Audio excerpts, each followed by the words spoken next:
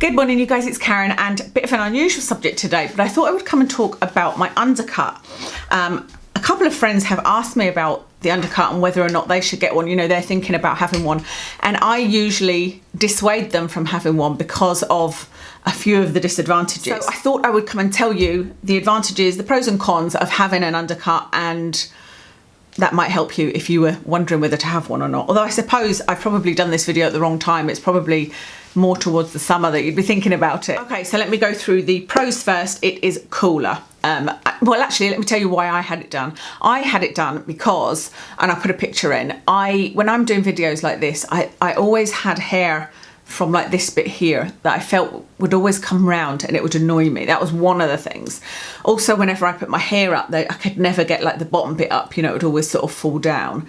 And I wondered if it might be cooler, and I've got so much hair that I thought having a little bit less hair that you can't notice might enable me to put a little bit more volume in my hair because there's not as much of it there, but also maybe it would dry faster, and you know, all of those good things with having a little bit less hair. So that was my thinking. So the first pro is that it is definitely cooler on your neck because, you know, obviously it starts at, where does it start? Starts there, starts about there, and so I've got most of my neck exposed most of the time, and so it does make it a bit cooler because, like I said, I have got a lot of hair. So that's one pro. Another pro is it is quicker to do any kind of styling. So it's quicker to blow dry because there's a huge chunk of hair that I don't have to dry.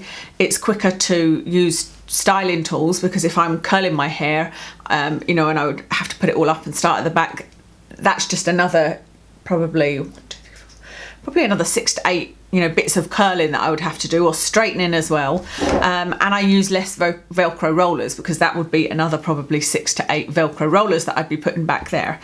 So that's great. That's another pro. Another one I've put is if you are somebody that likes to, like myself, have a bath or a shower without necessarily washing your hair, then it is a big pro actually, because for me, I love to have a bath, but I only wash my hair every 3 days. And so I need to put my hair up, and I used to wear I've tried like bath hats and, you know, putting my hair up and all sorts, but before I had the undercut, or even when the undercut grows out, it was always wet at the base of my neck, you know, where I would lie in a big bath. That doesn't happen anymore. You know, it's easy to just put it up in a ponytail on top of my head, or, you know, and it's out of the way, and the bottom of my neck is short anyway, so it doesn't get wet. So that's really useful. So those are the pros. The cons are the maintenance of it is quite a lot. You know, if you think, even if you go to the hairdressers regularly, you still need to probably trim it yourself in between. Unless if you went to the hairdressers every 6 to 8 weeks, you could probably put up with it and get them to shave it short. But I use one of my grooming mini trimmers that I use on, like, between the paw pads and whatnot on dogs, and so it is really, really short. I mean, it's almost to skin when I shave it, and then if I left that to go to the hairdressers, it would be quite long. I would say I go to the hairdressers now probably every 10 to 12 weeks, something like that, and so I do need to maintain it myself. In fact, I did the undercut myself. I did. That's why it's just straight across. I wish I'd have gone like in a V like that. That would have been I think that would have looked better. So I do sometimes get Kev to help me, but I usually do it in the bathroom. I have one mirror in front of me, and I use the wall mirror behind me, and then just sort of, you know, do like that. But I'll get Kev to tidy up in the ends, because otherwise I don't want to end up taking more and more of my hair away, you know.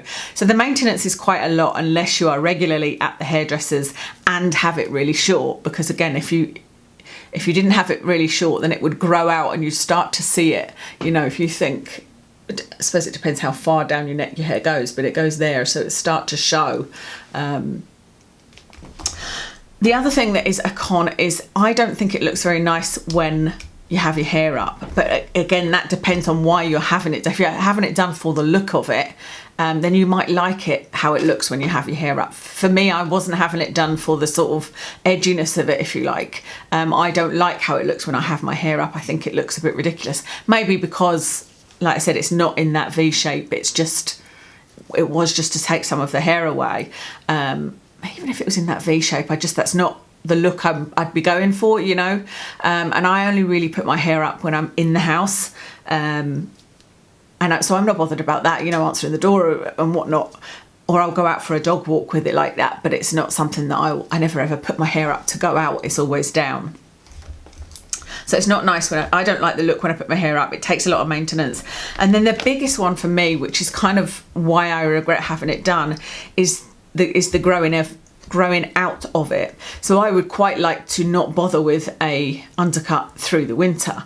And I keep on trying to grow it out, but it's one of those things where the minute it grows, like I said, you could see how I've got my hair in this style here. You could then see short hair here. You could see little bits of hair coming around here, and I think that's only going to get worse and worse, you know, as it grows down to there. The point that it would perhaps be okay is when it got long enough that you could maybe put it back into a little ponytail underneath your hair.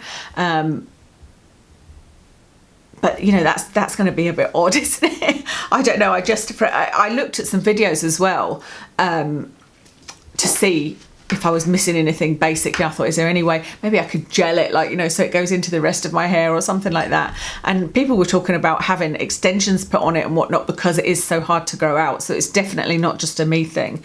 So I think if you're going to have it done, you need to know that you want to have it and keep up with the maintenance and keep this undercut for forevermore, if you like, because it is a difficult process to grow out. There was one video I watched where she said the undercut at the back, oh, it's no problem to grow out, but that's because she had hair up to here. And so again, I suppose it depends on the length of your hair. If you've only got hair up to here, it's not going to take that long, you know, and you just need to keep on having your hair cut. But I'm growing my hair out, and so I'm not going to keep on having my hair cut up to here to match the undercut, if you see what I mean. So every time it starts getting any kind of length, I'm like, no, it feels weird apart from anything else, having short hair underneath long hair. But also I'm like, no, this is just not going to work. It's easier to just shave it again, and so that's what I end up doing. So yeah, that's everything. Like I said, I know it's a really random video, but like I said, a couple of people have asked me when I've mentioned undercut what it looks like, how, you know, if I recommend it, etc, etc. So I thought it was worth doing a quick little video on it. So I hope you enjoyed that. I'll list all of my makeup, etc, in the description below, and I'll speak to you again soon.